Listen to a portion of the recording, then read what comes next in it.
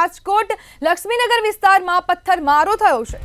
તો સમાચાર રાજકોટથી સામે આવી રહ્યા છે, જેમાં લક્ષ્મીનગર વિસ્તારમાં પથ્થરમારાની ઘટના બની હતી। આ ઘટના ગઈકાલ સાંજે બની હતી।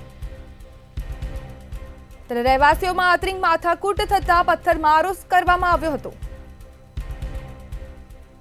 ત્યારે રહેવાસીઓ સમજાવવા જતા લોકો પર પથ્થરમારો કરવામાં આવ્યો હતો। આ ગઈકાલે સાંજે રાજકોટના લક્ષ્મીનગર વિસ્તારમાં ઘટના બની હતી, જેમાં વિસ્તારના લોકો અને રાહદારીઓમાં ભયનો માહોલ ફેલાયો છે। તો સમાચાર રાજકોટથી સામે આવી રહ્યા છે, જેમાં લક્ષ્મીનગર વિસ્તારમાં ગઈકાલે સાંજે પથ્થરમારો થયો હતો। ત્યારે આંતરિક બાબતમાં ગઈકાલે સાંજે પથ્થરમારો કરવામાં આવ્યો હતો। રહેવાસીઓમાં આંતરિક માથાકૂટ થતા પથ્થરમારો સર્જાયો હતો। ત્યારે વિસ્તારના લોકોમાં અને રાહદારીઓમાં ભયનો માહોલ ફેલાયો છે। રહેવાસીઓ સમજાવવા જતા લોકો પર પથ્થરમારો કરાયો હતો। ત્યારે વિસ્તારના લોકો અને રાહદારીઓમાં ભયનો માહોલ ફેલાયો છે। ત્યારે રાજકોટના લક્ષ્મીનગર વિસ્તારમાં પથ્થરમારો થયો હતો, જેમાં આંતરિક બાબતમાં બોલાચાલી થતા પથ્થરમારો કરવામાં આવ્યો હતો। જ્યારે આ સમગ્ર ઘટના ગઈકાલ સાંજની છે। ત્યારે રહેવાસીઓમાં આંતરિક માથાકૂટ થતા સમજાવવા જતા પથ્થરમારો કરવામાં આવ્યો હતો। જે બાદ પથ્થરમારાની ઘટના બાદ હવે લોકોમાં જે રાહદારીઓ છે અને ત્યાં રહેવાસીઓમાં ભયનો માહોલ ફેલાયો છે।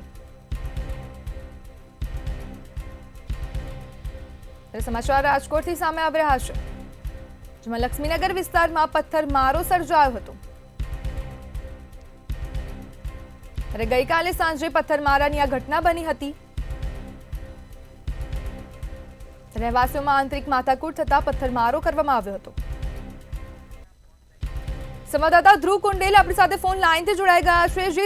ધ્રુવ, જે પ્રમાણે આંતરિક બાબતમાં માથાકૂટ કરવામાં આવી હતી અને જે ત્યાં જે રાહદારીઓ છે અને વિસ્તારના લોકોમાં ડરનો માહોલ ફેલાયો છે, શું કહેશો?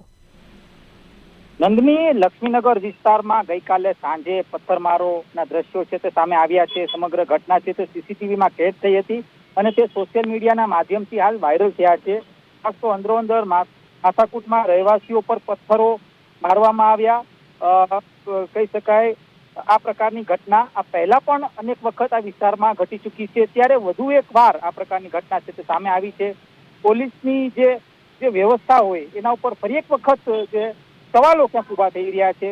વિસ્તારના લોકો, રાહદારીઓમાં હાલ અત્યારે ભયનો માહોલ છે। રહેવાસીઓ ને ક્યાંક તેમના દ્વારા ક્યાંક સમજાવવામાં જતા પહેલા જે પથ્થરમારો છે તે કરવામાં આવ્યો। સામસામી એક લડાઈ હતી અને આ લડાઈમાં સામસામા જે પથ્થરમારો, જે લુખા તત્વો છે તે પથ્થરમારો કરતા હતા અને એ જ પથ્થરમારોમાં કેટલાક લોકો ઈજાગ્રસ્ત થયા છે એવી પણ વાત ક્યાંક મળી રહી છે, કે નાની મોટી ઈજા થઈ છે। અને આ જે સાબિત થાય છે કે જે માલવીયાનગર પોલીસ સ્ટેશન વિસ્તાર છે, આ વિસ્તારના પોલીસ માત્ર ને માત્ર જે પોતાની જે ફરજ છે બજાવવી જોઈએ તે નથી બજાવતા। વિસ્તારમાં દારૂના અડ્ડાઓ પણ ખૂબ જ ચાલે છે, તેના ઉપર પણ કોઈ પણ પ્રકારની ધ્યાન દેવામાં નથી આવતું। એટલે કે ચોક્કસથી એક સવાલ ફરી એક વખત ઉભો થાય છે કે માલવીયાનગર પોલીસ સ્ટેશનના જે અધિકારીઓ છે, જે કર્મચારીઓ છે તે શું કરે છે। ખૂબ જ ગંભીર બાબત છે। આ પહેલા પણ આ પ્રકારના દ્રશ્યો છે તે મોવડી વિસ્તાર હોય કે પછી લક્ષ્મીનગર વિસ્તારમાં સામે આવી ચૂક્યા છે, ત્યારે વધુ એક વાર આ પ્રકારના દ્રશ્યો છે તે સામે આવ્યા છે।